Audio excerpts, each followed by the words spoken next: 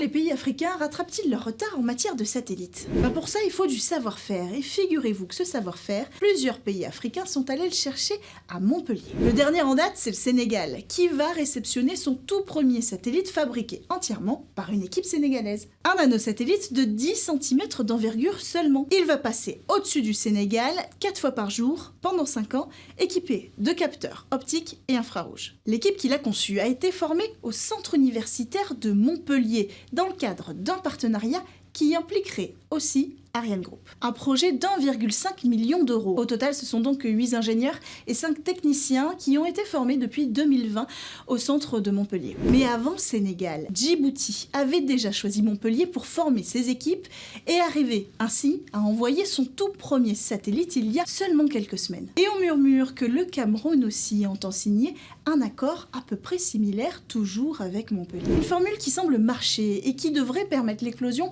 d'un savoir-faire qualifié en matière d'infrastructure spatiale dans un continent où le secteur est en plein essor. Mais il y a quand même une ombre au tableau. Vous vous rappelez, je vous ai dit qu'Ariane Group était partenaire du projet sénégalais. Pourtant, le directeur du programme l'a précisé cette semaine, c'est avec SpaceX et non Ariane Group que le premier satellite du pays s'envolera dans quelques semaines. Et la raison est simple, vous la connaissez, l'Europe n'a plus de moyens d'accès à l'espace pendant les prochains mois. Vega C est cloué au sol pour au moins 2 trimestres, et puis Ariane 6, eh bien, vous connaissez la chanson. Voilà pour l'info de la semaine, on se retrouve dans Smart Space.